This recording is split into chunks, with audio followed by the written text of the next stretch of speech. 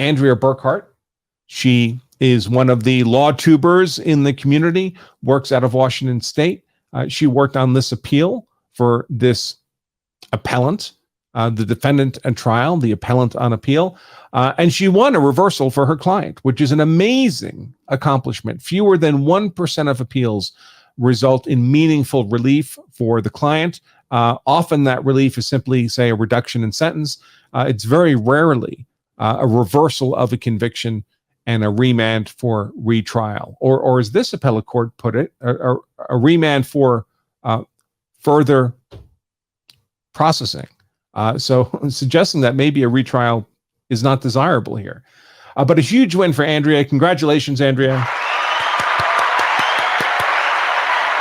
Very, very difficult to win on appeal.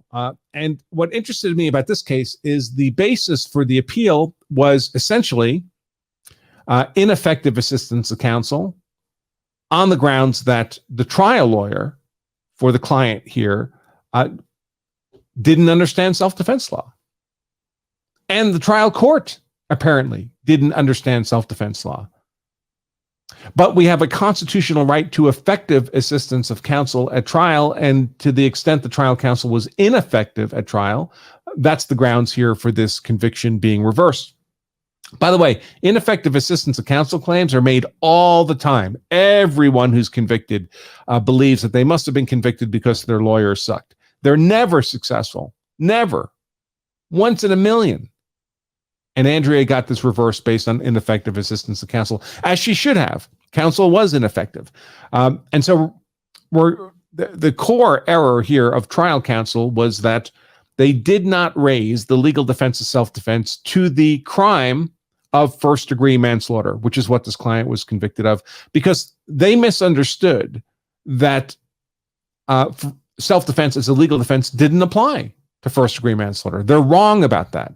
But because they didn't raise the legal defense, there's a prospect the verdict of guilty would have been different had they properly raised the legal defense of self-defense to the manslaughter charge. And so that's the basis for the appellate court reversing this conviction, as they should have.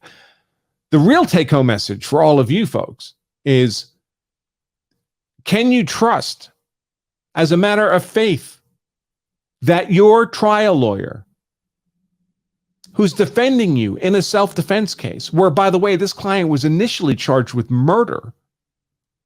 First-degree manslaughter was a lesser included charge that she got convicted of. She was initially charged with murder, life in prison, if convicted. And the only legal defense here was self-defense. And the trial lawyer screwed it up.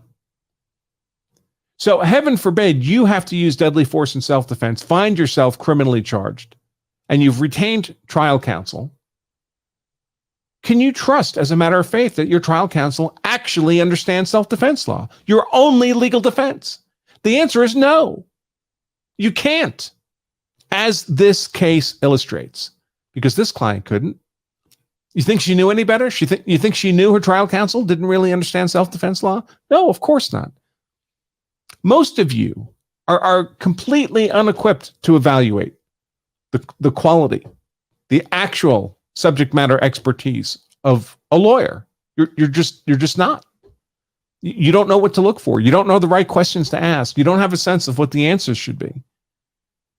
You just presume because the person has a certificate on their wall, they graduated from law school, they've been admitted to the bar. By the way, just renewed my bar license. 32nd year, folks. 32nd year, not being a real lawyer on the internet. Because they went to law school, got a JD, and passed the bar, you presume that they're competent in what they do. But that's often not the case, sadly. Lawyers, like any other profession, are on a bell curve. And some of them are on the far right of the bell curve, and they're world class. And most of them are in the middle, and they're okay. But some of them are on the left side of the bell curve. And they're a threat if you rely on them. But unfortunately, most of you are not equipped to make the evaluation of where on the bell curve those lawyers are. You can fix that, and I'll explain how to fix that in a bit. You can make yourself an informed consumer of legal services, at least in the self-defense context, which of course is my arena. So again, congratulations to Andrea, a very rare win on very rare grounds, ineffective assistance to counsel.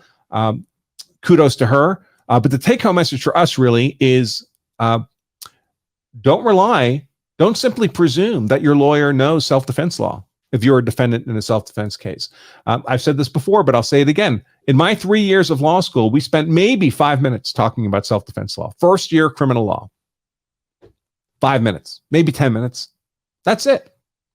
So we lawyers are not really taught self-defense law in law school.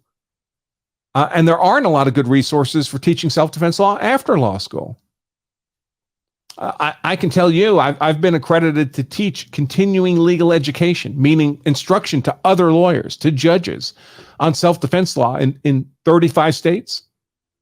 And invariably, those legal professionals tell me it's the best CLE they've ever had of any type, but particularly in the context of self-defense law, because they're simply not well educated on self-defense law as a legal justification.